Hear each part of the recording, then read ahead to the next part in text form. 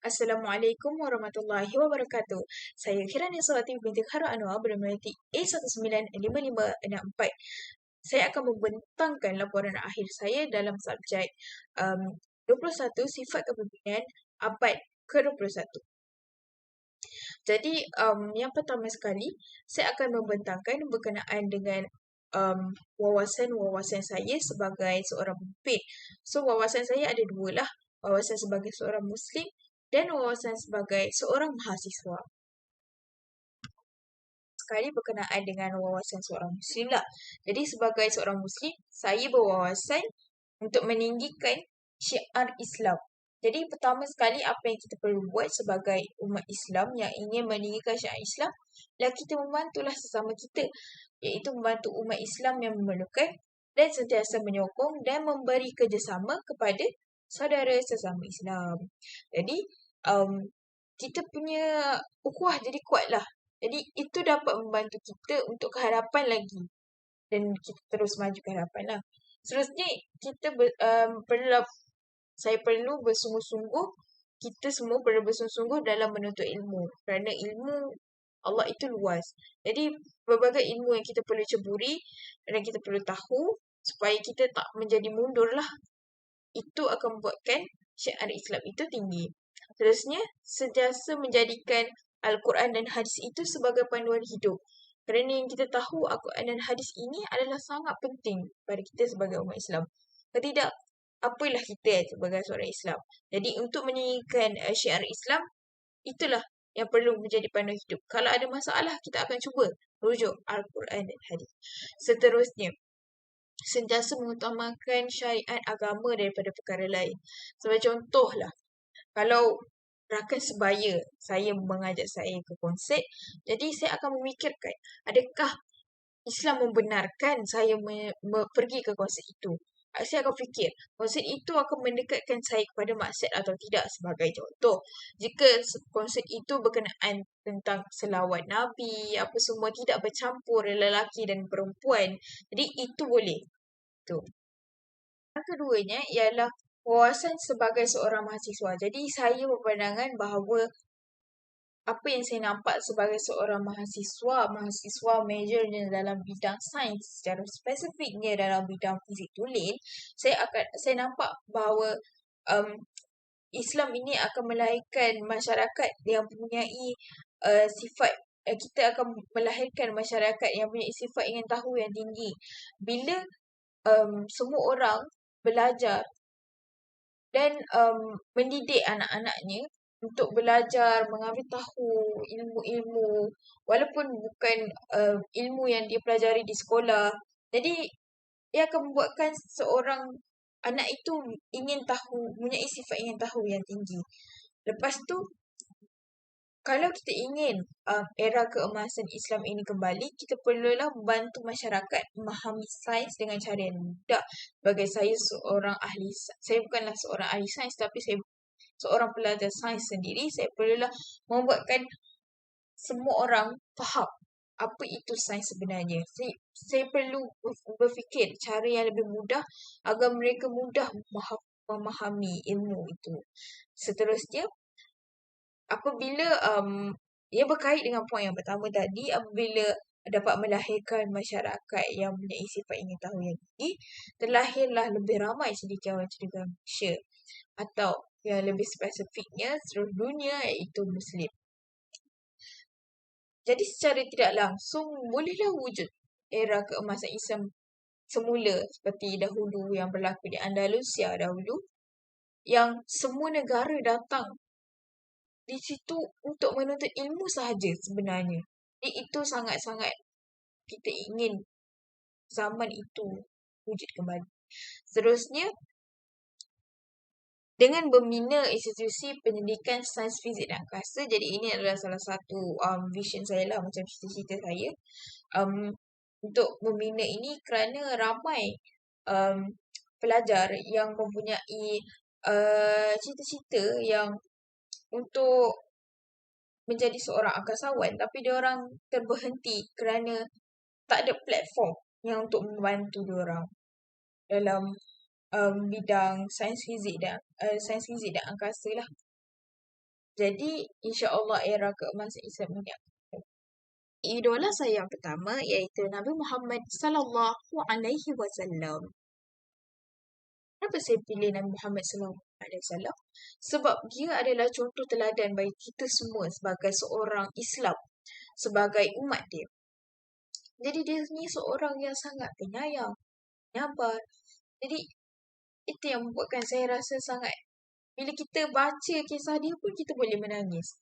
Jadi dia sangat menawan hati. Dia menunjukkan teladan yang sangat baik, menunjukkan contoh yang sangat baik. Dia seorang yang sangat berani. Dia tahu apa nak buat. Dia sentiasa berserah kepada Allah kalau dia ada masalah. Jadi itulah sebab kenapa saya rasa dia lah idola utama saya dalam setiap perjalanan hidup saya. Dan lagi dalam kepimpinan. Seterusnya, idola saya yang kedua iaitu ayah saya sendiri yang saya gelarkan Abah. Jadi, Abah ni seorang yang sangat penyabar lah. Yang saya paling suka tentang Abah ialah dia sentiasa menyokong saya. Contohnya, saya minat dalam bidang seni. Jadi, dia mengajar dan menyokong, memberi dorongan pada saya. Pada saya, itulah salah satu sifat kepimpinan yang sangat penting. Ialah dia mengambil tahu um, minat pengikut. Bukan lah, dia macam dia sentiasa menyokong anak buah dia, bukan sahaja pengikut dia memberi sokongan pada dia, tapi dia juga memberi sokongan kepada pengikut dia. Seterusnya, 5 daripada 21 sifat kepimpinan lah. Iaitu saya pilih yang pertamanya kuat melawan hawa nafsu. Jadi isi-isinya iaitu apabila kita kuat melawan hawa nafsu, jadi kita akan mempunyai harga diri yang tinggi lah, sebab kita tak mudah terpengaruh dengan untuk melakukan zina. Seterusnya kita akan fokus bila dalam menjalankan apa-apa tugas, lagi-lagi sebagai seorang pemimpin. Jadi sangat fokus, dia jadi tidak mudah terpengaruh lah kalau ada yang menggoda dia untuk melanggar hukum-hukum agama. Jadi dia akan secara tidak langsung dia akan menunjukkan imej Islam yang sebenar. Kerana Islam memang mengajar kita untuk melawan hawa nafsu kita. Terusnya Allah pun sayang kita. Jati diri kita pun akan jadi sangat kuat dan teguh. Sifat kepimpinan yang kedua iaitu inovatif dan sentiasa belajar. Jadi sebagai seorang pemimpin kita perlulah sentiasa belajar dan sentiasa inovatif kerana untuk sentiasa berkembang. Jika tidak, kita akan menjadi orang yang duduk di dalam kepompong sendiri sajalah. Kalau maju-maju di situ saja, dia tak akan pergi ke mana. Jadi kita tak akan jadi ketinggalan zaman lah bila kita sentiasa berinovatif. Dia juga menjadikan kita seorang yang bijak dalam menyusun strategi. Sebab kita sentiasa belajar perkara yang baru. Sentiasa ada sifat ingin tahu dalam diri. Jadi secara tidak langsung juga, kita akan menjadi orang yang sangat bertamadun. Ia juga menjadikan Islam itu sendiri tinggilah syiar dia. Setelah itu, secara tidak langsung juga, kita menggunakan akal yang diberi oleh Allah untuk kita maju ke hadapan sebagai seorang pemimpin. Kita juga kembali kepada kebenaran. Bila kita nampak bila kita belajar semua ilmu-ilmu agama itu, kita akan nampak semuanya kembali kepada Al-Quran. Sebagai contohnya, sains semua yang baru dikaji hari ini, sebenarnya ia berkenaan dengan apa yang ada dalam Al-Quran itu sendiri. Sebagai contohnya kejadian alam, itu kandung dalam Al-Quran. Sekarang baru orang mempunyai alat-alat teleskop untuk melihat semua tu. Tapi sebenarnya ia telah lama dirakamkan dalam Al-Quran. Contohnya begitu. Yang seterusnya, sifat berani. Sebagai seorang pemimpin, sifat berani ini amat pentinglah untuk membantu seorang pemimpin itu untuk memimpin pengikut-pengikut.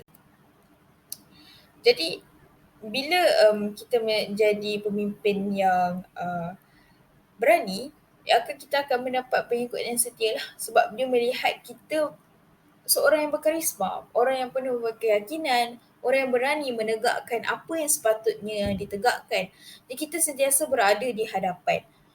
Jadi mereka jadi sangat respect, sangat hormat kepada kita. Jadi kita akan beri diorang inspirasi lah untuk bersama-sama berdiri dan menegakkan apa yang sepatutnya. Sebagai contohnya, kalau agama kalau kita agama atau sesebuah negara itu dihina, kita akan berdiri, kita akan stand sebagai seorang pemimpin, kita akan berdiri mempertahankan apa yang sepatutnya dipertahankan. Sebagai pemimpin juga, pada abad ini kita perlu berwawasan jauh supaya kita tidak mengikut haluan sungai semata-mata. Kita tengok dekat depan sana, dekat sungai tu, dekat depan sana ada apa? Ada batu besar. Jadi kita perlu membuat persediaan yang secukupnya dengan penuh strategi. Kita fikir macam mana kalau kita naik kayak, macam mana cara kita nak mengelak daripada batu tu. Lepas tu kita kita sentiasa akan peka dengan perubahan isu semasa. Apa yang berlaku di sekeliling kita. Bila kita berwawasan jauh ni, kita tak ada hanya melihat pada belakang. Kita belajar dari kesilapan untuk kita tidak melakukan kesilapan itu pada masa hadapan. Jadi, kita juga akan menjadi seorang pemimpin yang belajar dari pemerhatian. Benda tu tak berlaku lagi pada kita, tapi bila kita tengok orang lain menghadapi masalah, jadi kita tak nak ulang benda macam tu. Itu dia. Jadi yang terakhir sekali antara 5 sifat kepimpinan yang saya telah pilih iaitu kuat beribadah dan sabar. Jadi sebagai seorang Muslim lah, sebagai hamba Allah, kita perlulah sabar dan kuat beribadah. Sebab itu memang tujuan kita hidup sebenarnya. Jadi bila seorang pemimpin, saya sendiri sebagai seorang pemimpin, kalau kita nak jadi kuat, sebenarnya kita perlu berserah diri pada Allah. Bila kita ada masalah, kita akan sedar yang kita ni kurang, tak ada tempat mengadu. Tapi bila kita seorang yang kuat beribadah, kita akan sentiasa tahu kita sebenarnya ada tempat mengadu. Kita sentiasa menyedari bahawa Allah menemani kita dalam setiap langkah kita. Jadi jiwa kita pun akan sentiasa tenang. Jadi kita pun akan jadi kuat dalam menghadapi apa-apa sahaja rintangan yang bakal berlaku. Jadi Allah, kita akan menyedari yang Allah itu juga maha berkuasa atas segala sesuatu. Jadi itu kita akan jadi sangat tenang lah. Kita tahu kalau kita buat benda ni, kita akan berserah pada Allah. Kita buat benda ni, kita berserah pada Allah. Asalkan kita usaha dan ikhtiar. Itu kita berdoa. Itulah. Jadi sekian daripada saya. Sekian. Terima kasih.